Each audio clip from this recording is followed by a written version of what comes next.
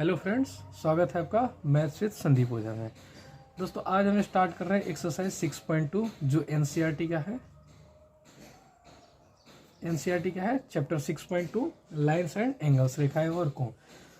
6.2 chapter start करने से पहले हम इस चैप्टर से रिलेटेड जो भी थोड़ा बेसिक कंसेप्ट है उसको एक बार हम समझ लेते हैं। वैसे मैंने पिछले वीडियो में भी बता रखा हूँ, लेकिन यहाँ भी हम थोड़ा सा क्विक रिविजन कर लेते हैं।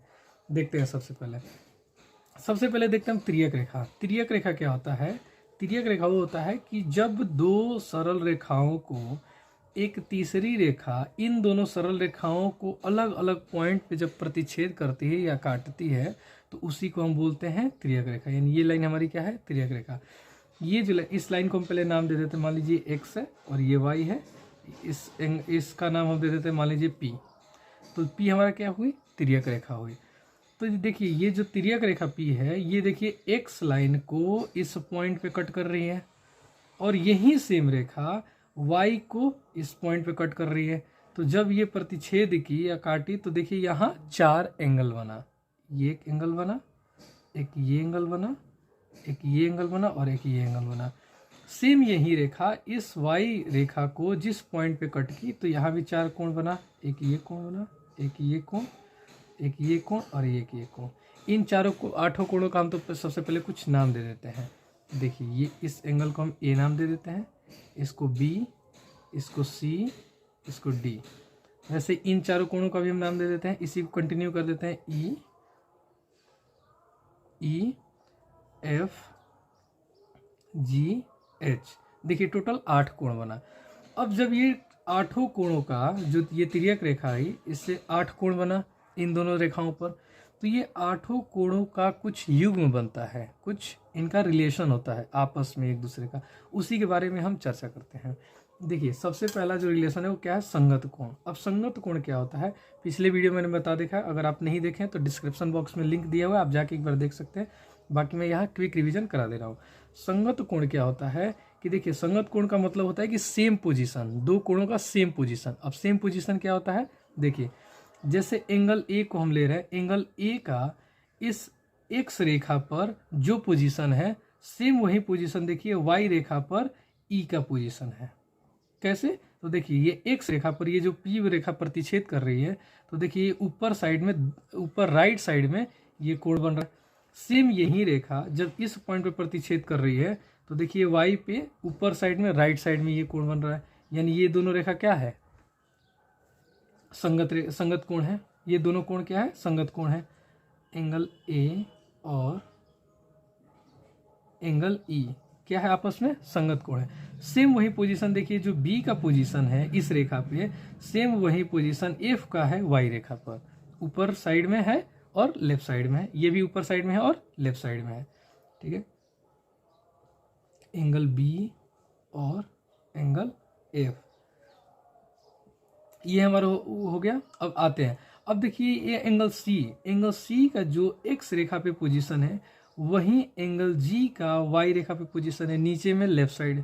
यानी कि एंगल सी और एंगल जी, एंगल सी और एंगल जी का जो युग्म है वो क्या है? संगत कोण है। वैसे ही देखिए एंगल डी का जो पोजीशन है सेम वही पोजीशन वाई रेखा पे एच का है। यानी कि एंगल डी और एंगल एच ये हमारा क्या हो गया? संगत कोण का युग्म हो गया।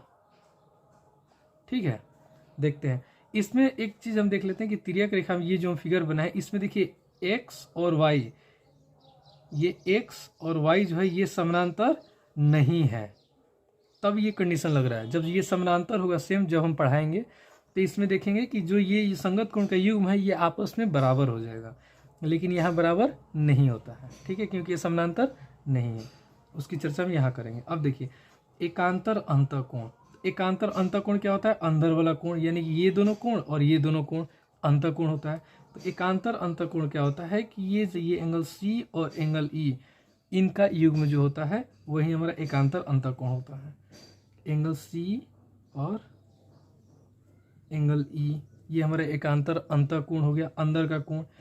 वही सेम देखिए एंगल डी, देखिए वैसे जो एंगल डी है और एंगल एफ ये क्या है? एकांतर अंतःकोण है।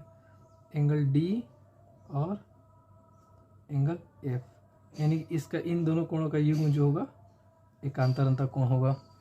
ठीक है, वैसे ही देखिए एकांतर बाह्य कोण। अब एकांतर बाह्य कोण क्या होता है? बाह्य कोण मतलब होता है बाहर का कोण, यानी angle A, angle B, angle G, angle H, ये क्या है? बाह्य कोण है। तो जो एकांतर अंतः कोण में होगा पोजीशन, वही सेम एकांतर बाह्य कोण में होगा, लेकिन यहाँ हम एंगल क्या लेंगे? बाहर का, एंगल ए और एंगल जी, एंगल जी, वही एंगल बी और एंगल एच, एंगल, ये एकांतर बाह्य कोण हो गया। अगला पॉइंट देखते हैं, तिर्यक रेखा के एक ही ओर का अंतः कोण, यानी कि ये जो हमारी तिर्यक रेखा है इसके एक ही ओर का अंतः कोण, यानी अंदर का, इन्हीं चारों कोणों में हम देखते हैं एक साइड का। जैसे अगर इस तिर्यक रेखा के हम राइट साइड की बात करते हैं तो एंगल डी और एंगल ई,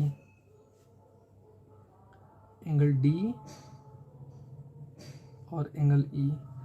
वैसे ही सेम देखिए अगर हम लेफ्ट साइड की बात करें तो एंगल सी और एंगल एफ,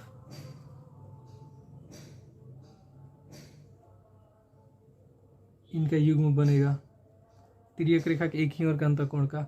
अब देखिए, अब हम देखते हैं समानांतर रेखा एवं तिर्यक रेखा। जब ये दोनों रेखा आपस में समानांतर हो तब ये जो तिर्यक रेखा होती है इससे जो कोण बनेगा उसका क्या कंडीशन होता है? देखिए जैसे ये मान लीजिए एल, ये एम और मान लीजिए एन तिर्यक रेखा है। देखिए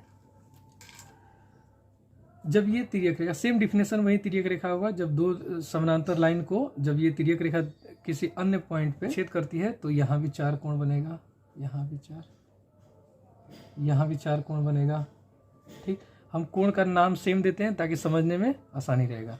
ए, बी, सी, डी, ई, एफ, जी, एच।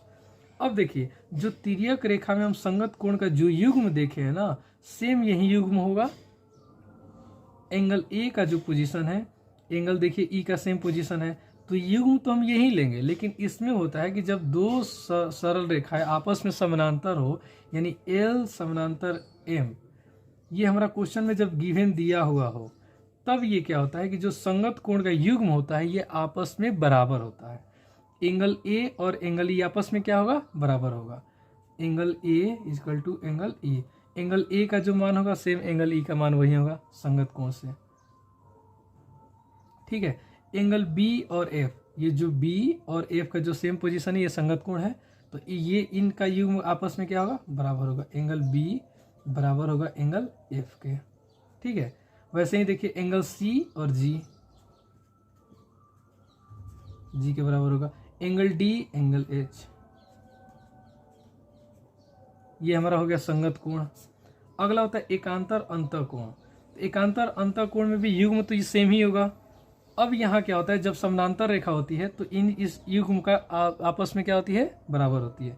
यानी एंगल सी और एंगल ई आपस में क्या होगा? बराबर होगा। वैसे ही एंगल डी और एंगल एफ आपस में बराबर होगा। ये हमारा एकांतर अंतः कोण हो गया। अब एकांतर बाह्य कोण, सेम युग्म में यही होगा, लेकिन इसमें कंडीशन क्या होता है कि आपस में ये बराबर होती है। यानी ए और जी आपस में बराबर होगा। एंगल बी और एंगल एच, इसमें बाहर का कोण लिए। अब देखिए अगला है तिर्यक रेखा के एक ही ओर का अंतः कोण। देखिए ये तिर्यक रेखा है, इसके एक ही तरफ का जो अंतः कोण है उसको हम लेंगे। अगर हम राइट साइड को लेते हैं तो हम डी और ई लेंगे, अगर लेफ्ट साइड लेते हैं तो सी और एफ लेते हैं। यहाँ युग्म हम लिखे हुए हैं। अब यहाँ क्या होता है कि जब तिर्यक रेखा के एक ही ओर का अंतः कोण लेते हैं, जब ये दोनों रेखा आपस में समानांतर हो तो इनका सम जो होगा या इनका योग जो होगा वो 180 डिग्री के बराबर होगा। यानी एंगल डी और एंगल ई 180 डिग्री के बराबर होगा। वैसे ही अगर लेफ्ट साइड की बात करें तो एंगल सी और एंगल एफ का मान प्लस कितना होगा? Angle C plus angle F equal to 180 degree. ठीक है, तो ये हमारा हो गया जब समानांतर रेखा हो। अब इसी में एक अलग पॉइंट आता है शीर्षाभिमुख कोण। अब शीर्षाभिमुख कोण क्या होता है इसकी हम थोड़ा सा चर्चा कर लेते हैं। जब दो सरल रेखाएं, मान लीजिए कि कोई दो सरल रेखाएं हैं, एक दूसरे को जब प्रतिच्छेद करती है किसी पॉइंट पे, जब दो सरल रेखा एक बिंदु पे जब ये प्रतिच्छेद करती है तो देखिए यहाँ 4 कोण बना, ठीक।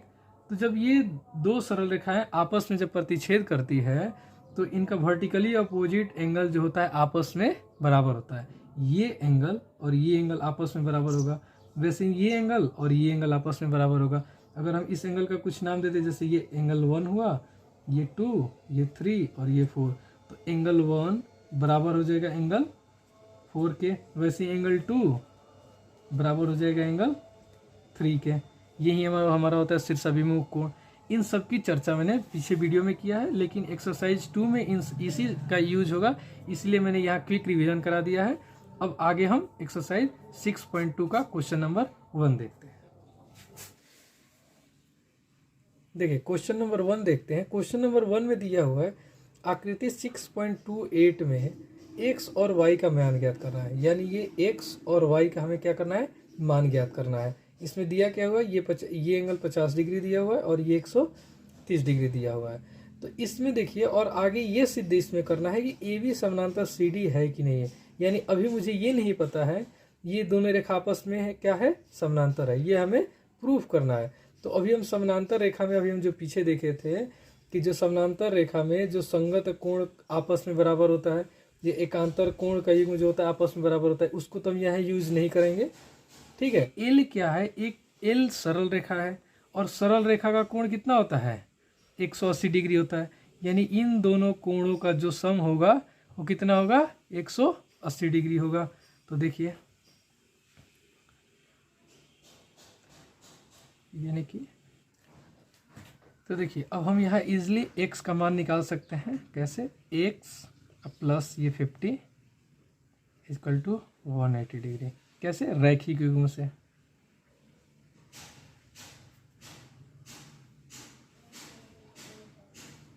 ठीक है, तो ये 50 को उधर हम ले जाएंगे इक्वल साइड, तो माइनस हो जाएगा 180 माइनस 80 डिग्री, यानी x इक्वल टू 130।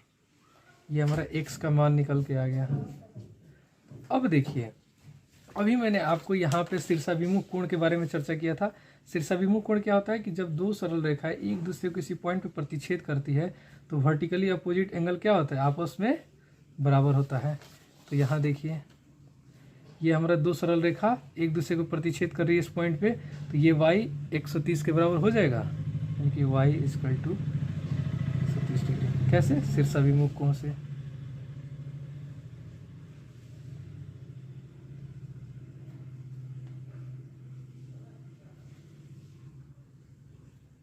देखिए हमारा x और y का मान निकल गया।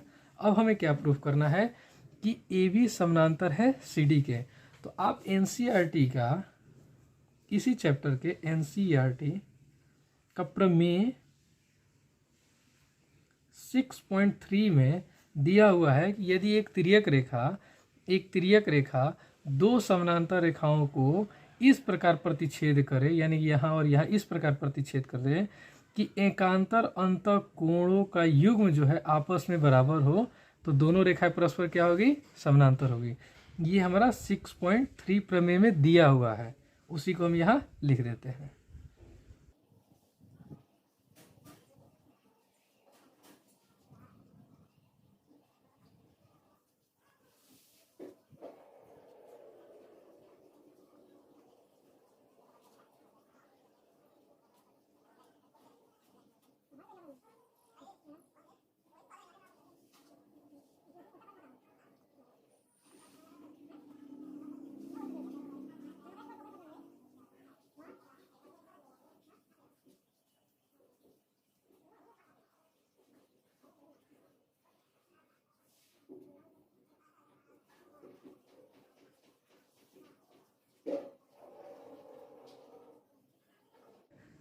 कि एक तिर्यक रेखा दो समांतर रेखाओं को इस प्रकार प्रतिच्छेद करे कि एकांतर अंतःकोणों का एक युग्म बराबर हो, तो दोनों रेखा परस्पर समानांतर होती है।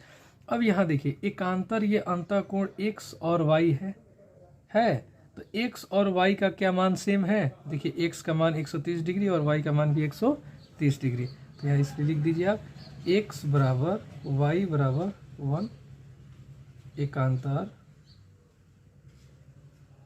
अंतः कोण से। ठीक है, तो एकांतर अंतःकोण से ये दोनों कोण क्या आपस में बराबर है, तो इसलिए हम ये बोल सकते हैं ए बी समानांतर सी डी। ये हमारा प्रूफ भी हो गया। ठीक है, तो ये हमारा था क्वेश्चन नंबर 1। अब नेक्स्ट वीडियो में हम क्वेश्चन नंबर 2 और 3 को देखेंगे। अगर वीडियो पसंद आए तो चैनल को लाइक और सब्सक्राइब